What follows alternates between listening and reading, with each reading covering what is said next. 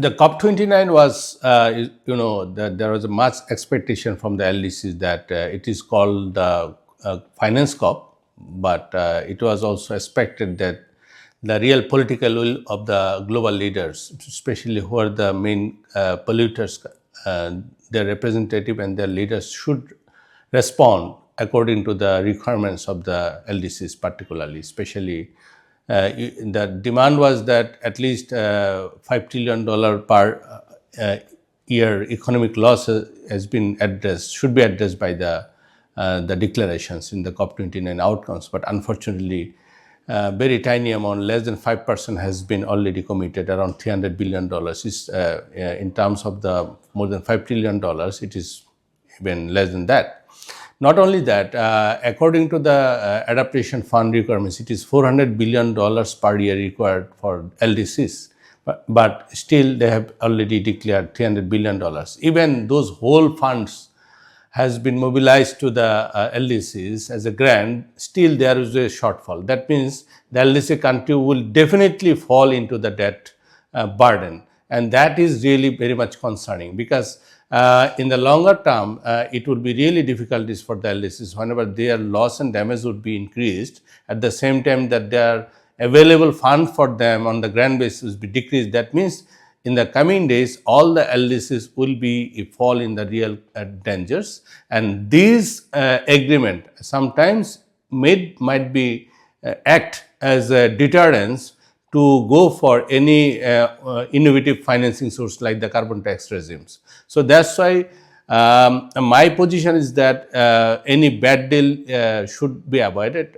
Without any deal is better than is a bad deal. So I believe that there is still hope, there is still possibility, but depends on the global political leaders. Basically, by 2025, the global leaders, especially the concern is that the newly president-elect of the US, President Donald Trump, might leave the Paris Agreement. That would be really massacre, and that would be a devastating blow for the global, the united efforts towards the climate resilience. So, and also there is a significant contribution should come from the G20 countries, including China, Japan, India, and others. But unfortunately, there is no significant, the time-bound, concrete, country-specific allocations for the country, the LDCs particularly. And if there is no vulnerability prioritized, vulnerability focused financing, that means even though there is a fund, $300 billion has been approved, so we don't know when the money and what from, whether grant or loan, at what time, which country will get what amount, whether adaptation or mitigation will get the priority. That is fully, this is undefined. And undefined any fund, it will not actually finally contribute to the LDCs, particularly the vulnerable countries. So that's why my position is that the LDC countries should have also own assessment, own preparations. If the developed country shouldn't provide, will not provide, if the developed country would not provide the required funds, what they actually claim according to the NDCs, they should have a own mechanism to mobilize that fund through imposing carbon tax, aviation tax, shipping tax, levies on the plastic industries, and especially the multinationals, particularly on the fossil fuel companies who are operating in the LDCs without paying any additional taxes. What they do harm in the damage in the local environment or the natures. So that is their fair share. That is LDCs.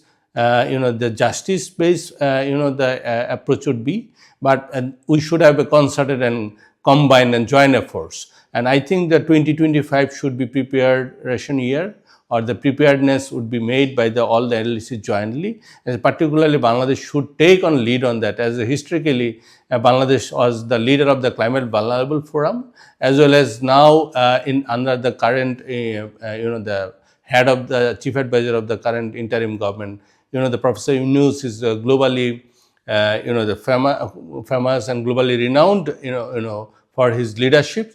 So that leadership can be used for the reducing the loss and damages and the risk for the LDCs, and particularly to protect the people and planets. And finally, I would say that we should, in terms of the climate resilience, we should focus on prevention is better than cure, because the limited resources we have, until unless we protect the natures, until unless we do justice to utilize the natures, there would be real damages if the nature would not be intact. Whatever the global community is recommending for the nature-based solution, if you have really the nature is available, stock is available, then only you can use, otherwise you cannot use. So, yeah, that's why I'm saying the nature-based solution on whatever the the nature-centric governance would be real driveway for the climate resilience. I believe the next COP should be focused on three major issues, particularly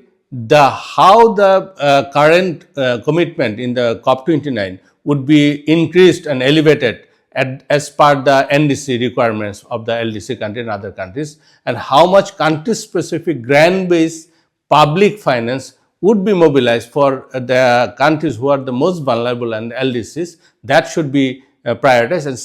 And second thing is that the debt relief. All the LDC countries should have a debt relief, and the ongoing discussion on the debt relief should be concluded with the universal debt relief for the LDCs.